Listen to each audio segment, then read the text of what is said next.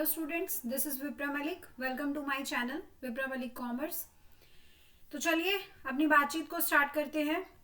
तो जैसा कि आप लोग जानते हैं कि मैं आपके लिए YouTube पर एक कोर्स करा रही हूँ जिसमें मैं आपको इकोनॉमिक्स कराती हूँ, अकाउंट्स कराती हूँ क्लास 12th के लिए, जो क्लासेस आपके लिए बिल्कुल फ्री हैं। ठीक है, तो इसमें हम लोग जो है एक अकाउंट्स की क्लासेस करते हैं। अकाउंट्स में हम लोगों ने फंडामेंटल्स कर लिए हैं, वैल्यूएशन ऑफ गुडविल कर लिया है। तो अगर मैं इकोनॉमिक्स की बात करूं तो इकोनॉमिक्स में हमने गवर्नमेंट बजट का जो टॉपिक है, जो यूनिट है, वो कंप्लीट कर ली है। इसके अलावा अभी हम लोग फॉरेन एक्सचेंज रेट का चैप्टर पढ़ रहे हैं और फॉरेन एक्सचेंज रेट की जो है आज हमारी लास्ट क्लास है। ठीक है, इससे पहले ऑलरेडी 2 क्लासेस हो चुकी हैं। अगर आपने वो नहीं देखी है तो आप वो भी मेरे चैनल पर देख लीजिएगा। ठीक है, तो चलिए अब ज्यादा टाइम नहीं वेस्ट करते हैं और क्लास को स्टार्ट करते हैं। तो आज की क्लास से पहले हम लोगों ने जो कवर कर लिया है इस चैप्टर में, वो देखा कि फॉरेन एक्सचेंज क्या होता है, फॉरेन एक्सचेंज रेट क्या होता है, फॉरेन जैसे उसमें दो तीन टर्म्स आती हैं, जैसे कि करेंसी डेप्रिसिएशन है, करेंसी एप्रिसिएशन है, ये उसके इफेक्ट्स क्या क्या होते हैं। उसके बाद हमने पढ़ा था कि types of foreign exchange market जो होती है, जैसे कि फ्लेक्सिबल एक्सचेंज रेट सिस्टम होता है, आपका फिक्स एक्सचेंज रेट सिस्टम होता है, managed floating exchange rate system होता है। तो ये चीजें जो है हम ऑलरेडी कवर कर चुके हैं। तो आज की जो हमारी बातचीत रहेगी वो रहेगी कि कब क्या होता है कि फॉरेन एक्सचेंज की डिमांड कब होती है, आपको कब चाहिए होते हैं फॉरेन एक्सचेंज, या कह सकते हैं फॉरेन करेंसीज, है ना। तो इस बात को जो है आज हम लोग करेंगे। तो चलिए स्टार्ट करते हैं हमारा topic, demand for foreign exchange. देखिए, डिमांड का एक मतलब जो है वो आउटफ्लो भी हो सकता है। जब आपको पैसे की डिमांड होती है तो डिमांड होगी तो आप क्या करोगे, उस पैसे को, उस पैसे का आप आउटफ्लो करोगे, यानी कि उसको खर्च करोगे, है ना। तो डिमांड जो होती है उससे फॉरेन एक्सचेंज का क्या होता है, आउटफ्लो होता है। यानी कि जब आपको किसी दूसरी करेंसी में पेमेंट करनी होती है तब आपको डिमांड होती है फॉरेन एक्सचेंज की। तो the demand of foreign exchange comes from those people who need it to make payment in foreign currency. यानी कि जो डिमांड है फॉरेन एक्सचेंज की वो उन लोगों को होती है जिन्हें फॉरेन करेंसी में पेमेंट करना होता है। It is demanded by the domestic residents for the following reason. तो जो डिमांड होती है वो डोमेस्टिक रेजिडेंट्स के द्वारा किस किस कारणों से हो सकती है। सबसे पहला है import of goods and services. अगर किसी को बाहर से कोई गुड्स या फिर सर्विसेज का इंपोर्ट करना है, बाहर से गुड्स मंगवाने हैं या सर्विसेज अवेल करवानी है, तो उसके लिए उन्हें जो पेमेंट करनी होगी वो पेमेंट करनी होगी फॉरेन करेंसी में, तो इसलिए फॉरेन करेंसी की डिमांड होगी। इसके अलावा टूरिज्म, अगर कोई बाहर घूमने गए हैं यहाँ से, मतलब जैसे अगर मैं इंडिया के कॉन्टेक्स्ट में बात करूं कि इंडिया के जो रेजिडेंट है वो कैसे रेजिडेंट है, डोमेस्टिक रेजिडेंट है।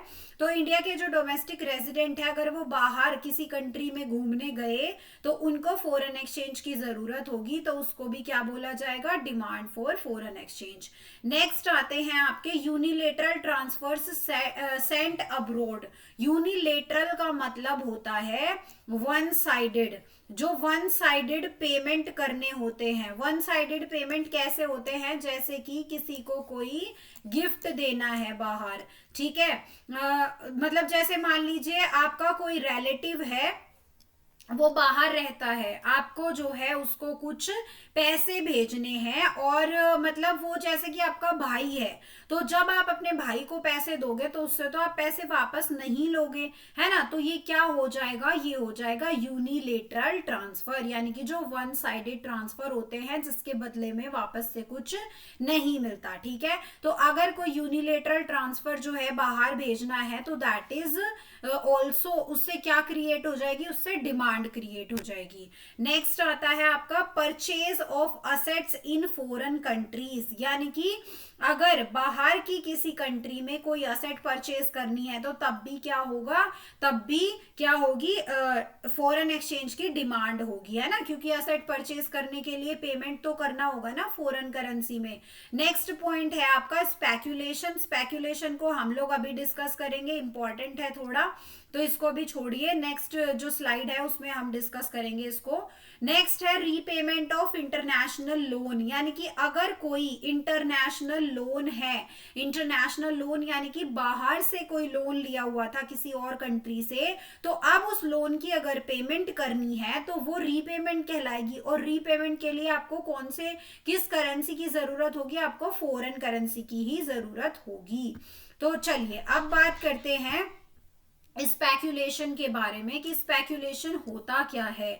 तो आप देखिए कि कुछ लोग होते हैं, क्या करते हैं, कुछ लोग ये सोच के कि जैसे उनको ऐसा लगेगा कि अगर सपोज कोई पर्सन है, उसको ऐसा लग रहा है कि यूएस डॉलर जो है उनके प्राइसेस बाद में बढ़ने वाले हैं, तो इसीलिए वो आज ही क्या कर लेता है, वो आज ही यूएस डॉलर्स को परचेज कर लेता है। इससे क्या होगा कि जब उनके प्राइस बढ़ेंगे तो मतलब उनकी जो यूएस डॉलर है उस करेंसी का जब एप्रिसिएशन होगा तो उससे क्या हो जाएगा, उसको प्रॉफिट गेन हो जाएगा, है ना, उसको प्रॉफिट हो जाएगा।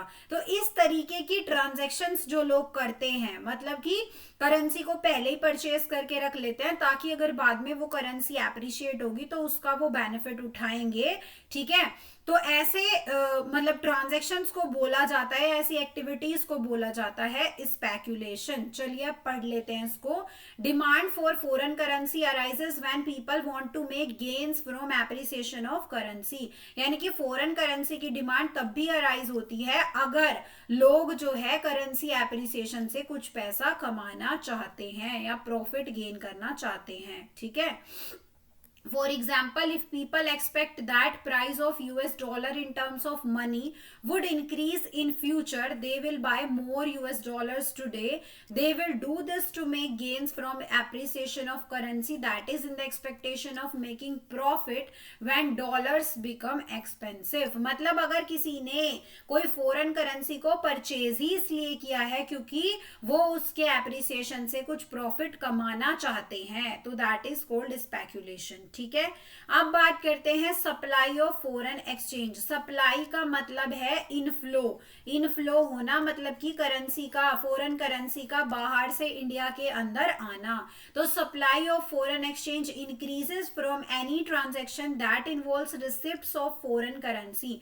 सप्लाई का मतलब क्या होगा कि कोई भी ऐसी ट्रांजैक्शन अगर हुई है जिसके थ्रू जो फॉरेन करेंसी है वो रिसीव हुई है इंडिया में, तो that is known as supply, ठीक है। सप्लाई को इनफ्लो भी बोला जाता है। Inflow of foreign exchange comes from those people who receive it due to the following reason.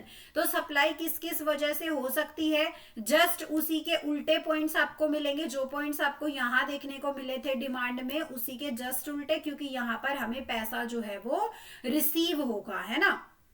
तो देखिए अगर इंडिया से कोई गुड्स और सर्विसेज को बाहर एक्सपोर्ट करता है तो उसको जो पैसा रिसीव होगा उससे फॉरेन एक्सचेंज इंडिया के अंदर आएंगे, इनफ्लो होगा, है ना, तो एक्सपोर्ट हो जाएगा। दूसरा फॉरेन इन्वेस्टमेंट। फॉरेन इन्वेस्टमेंट का मतलब है अगर कोई इंडिया के बाहर का पर्सन है और वो इंडिया में इन्वेस्टमेंट कर रहा है तो उससे भी क्या होगा, फॉरेन करेंसी इंडिया में रिसीव होगी, ठीक है। नेक्स्ट मैंने आपको यूनिलेटरल ट्रांसफर्स पढ़ाए थे, है ना, जो क्या होते हैं वन साइडेड ट्रांसफर है, मतलब कि बाहर हो सकता है, बाहर से किसी ने इंडिया में गिफ्ट भेजा हो या कुछ पैसे भेजे हो, है ना। जैसे मान लो किसी का बेटा बाहर रहता है, उसने इंडिया में अपने पेरेंट्स को जो है पैसा भेजा है, तो वो भी क्या है, यूनिलेटरल ट्रांसफर है, ठीक है। इसके अलावा स्पेक्यूलेशन में ऑलरेडी डिस्कस कर चुकी हूं, है ना। तो अगर कोई इंडिया की करेंसी को इसलिए खरीदता है क्योंकि वो मतलब ये सोच रहा है कि अगर इंडिया की जो करेंसी है वो एप्रिशिएट होगी तो उससे उसको प्रॉफिट जो है वो अर्न होगा, ठीक है। तो नेक्स्ट आता है कि अगर loans from rest of the world, मतलब हमने इंडिया के लोगों ने, इंडिया के डोमेस्टिक रेजिडेंट्स ने बाहर से किसी से लोन लिया है तो that is also a supply of foreign exchange. इसके अलावा कोई ग्रांट्स या डोनेशंस बाहर से मिली हैं, मतलब कि कोई हेल्प जो है बाहर से मिली है तो उसको भी क्या बोलेंगे, उसको भी बोलेंगे सप्लाई, क्योंकि उसमें भी हमें क्या रिसीव हो रहा है, फॉरेन एक्सचेंज रिसीव हो रहा है। ठीक है, चलिए अब बात करते हैं कि जो एक्सचेंज रेट है वो कैसे डिटरमाइन होता है।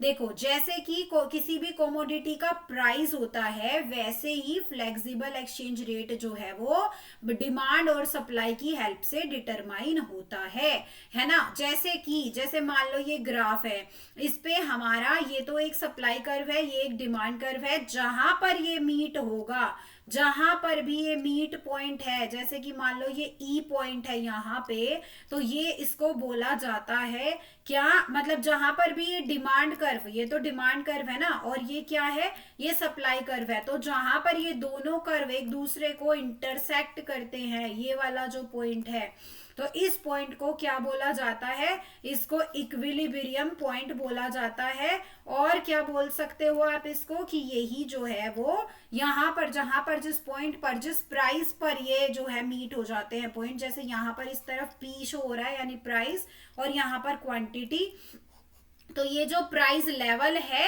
इसको ही क्या माना जाता है, इसको ही एक्सचेंज रेट माना जाता है। ठीक है, यानी कि जहां पर जो फॉरेन एक्सचेंज की डिमांड है वो फॉरेन एक्सचेंज की सप्लाई के इक्वल हो जाती है, that point is the rate under flexible exchange rate. ठीक है, चलिए अब बात करते हैं, नेक्स्ट बात करते हैं आप फॉरेन एक्सचेंज मार्केट की। तो फॉरेन एक्सचेंज मार्केट क्या होती है, foreign exchange market is the market in which foreign currencies are bought and sold, यानी फॉरेन एक्सचेंज मार्केट ऐसी मार्केट होती है जिसमें फॉरेन करेंसीज जो है खरीदी और बेची जाती हैं। The buyers and sellers include individuals, firms, foreign exchange brokers, commercial bank, central bank, यानी फॉरेन एक्सचेंज मार्केट में सारे लोग आ जाते हैं, जैसे कि इंडिविजुअल्स भी आ जाएंगे, फर्म्स भी आ जाएंगी, फॉरेन एक्सचेंज भी, मतलब फॉरेन एक्सचेंज में जो ब्रोकर्स होते हैं, ब्रोकर्स कौन होता है, इंटरमीडियरीज, है ना। जैसे आप जब कहीं घर खरीदने जाते हो तो आप ब्रोकर से बात करते हो, ब्रोकर आपको 10-15 घर दिखवाता है, क्योंकि उसकी बातचीत आपसे भी है और उसकी बातचीत जो मतलब जो लोग घर मान लो रेंट पे देना चाहते हैं उनसे भी उसकी बातचीत होती है ना। तो ये काम करने के लिए कि लोगों को जैसे घर के लिए हेल्प करता है, वो घर मतलब खरीदवाने में या रेंट पे लेने में, उसके लिए वो एक कमीशन चार्ज करता है, उसको बोला जाता है ब्रोकर्स कमीशन, है ना। तो अगर आप कॉमर्स के स्टूडेंट हो तो आपने ये जो टर्म है ये पढ़ी होगी पहले भी, है ना। चलिए अब जो आर्ट्स वाले हैं उनको कुछ कुछ टर्म हो जाती है कभी कभी जो उन्होंने पहले नहीं पढ़ी होती है ना, क्योंकि जो कॉमर्स वाले हैं वो तो मतलब अकाउंट्स में, बीएसटी में ये टर्म्स जो है वो पढ़ लेते हैं। तो चलिए अब बात कर रहे थे हम लोग कि फॉरेन एक्सचेंज ब्रोकर्स हो गए, कमर्शियल बैंक्स हो गए और सेंट्रल बैंक, ये सब क्या है, फॉरेन एक्सचेंज मार्केट में बायर्स और सेलर्स होते हैं।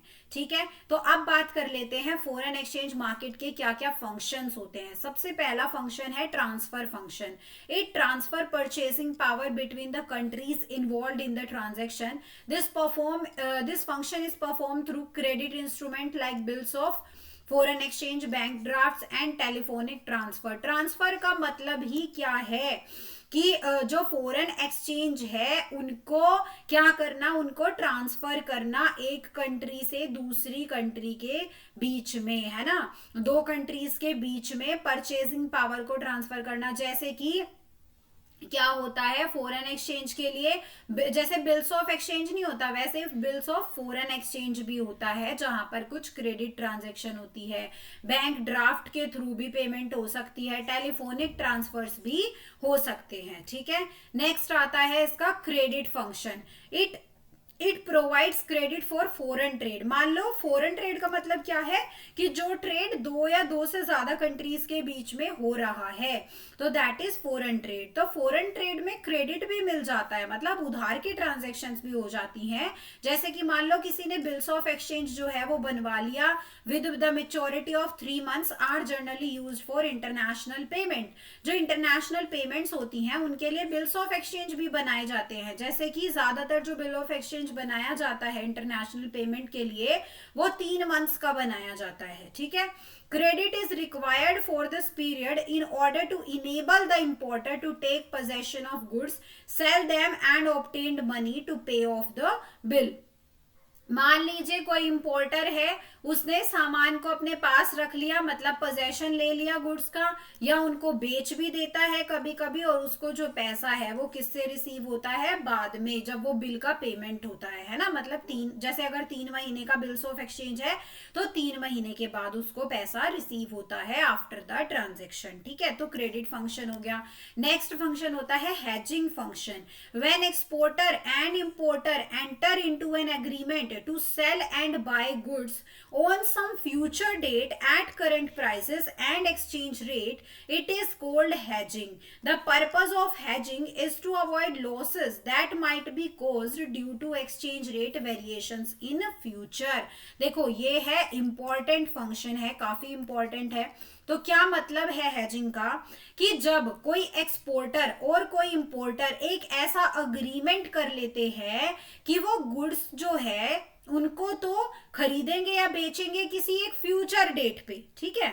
जैसे मान लो आज कितनी है, आज डेट है 25 जनवरी। तो जो एक्सपोर्टर और इंपोर्टर है उन्होंने बात किया कि हमारा ये जो सामान है ना, मतलब एक तो जो सामान बेचने वाला है, एक खरीदने वाला है, तो उनके बीच में एक अग्रीमेंट हुआ कि जो भी सामान की बाइंग या सेलिंग है वो कब होगी, वो होगी 24 मार्च को, ठीक है। वो कब होगी, 24 मार्च को होगी। लेकिन वो किस डेट पर वो गुड्स जो है वो बेचे जाएंगे, वो उसी डेट पर बेचे जाएंगे जो आज प्राइसेस चल रहे हैं। सपोज आज $1 का जो प्राइस है वो अगर 80 रुपीज है, तो भले ही 24 मार्च को कुछ भी प्राइस हो, ठीक है, 24 मार्च को चाहे कुछ भी प्राइस हो, लेकिन जो हमारा ट्रांजैक्शन होगा वो इस ही प्राइस पर होगा। जो करंट प्राइस है, जो आज का एक्सचेंज रेट है, उसी रेट पर हम इस ट्रांजैक्शन को पूरा करेंगे,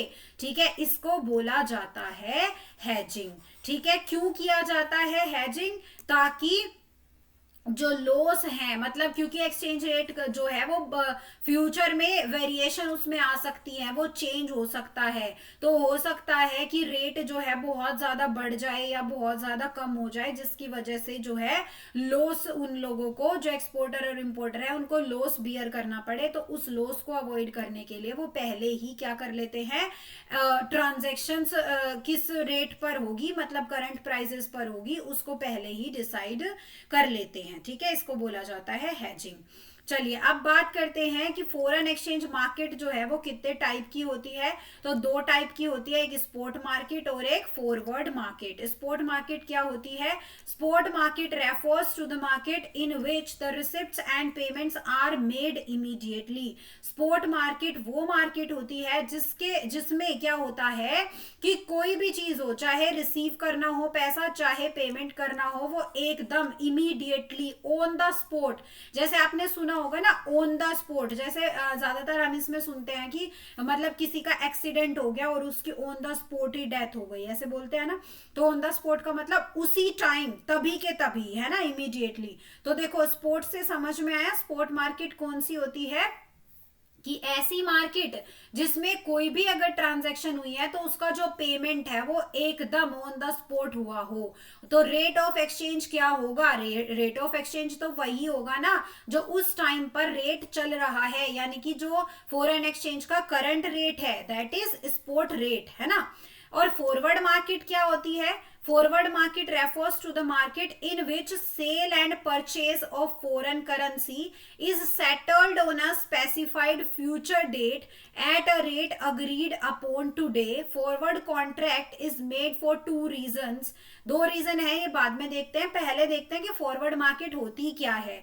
फॉरवर्ड मार्केट एक ऐसी मार्केट होती है जिसमें जो सेल या परचेज होगी वो किसी स्पेसिफाइड फ्यूचर डेट पर होगी, लेकिन किस रेट पर, जो रेट हमने जिसका अग्रीमेंट आज कर लिया है। अभी अगर आपने हेजिंग फंक्शन को ध्यान से पढ़ा था तो ये वही है ना, है ना। फॉरवर्ड मार्केट में क्या होता है, वही तो होता है कि आज हमने ये अग्रीमेंट कर लिया, जो पार्टीज इन्वॉल्व है उन्होंने अग्रीमेंट कर लिया कि जो सेल या परचेज है वो तो किसी फ्यूचर डेट पर होगा, लेकिन किस रेट पर होगा वो रेट हमने आज ही अग्री कर लिया, है ना।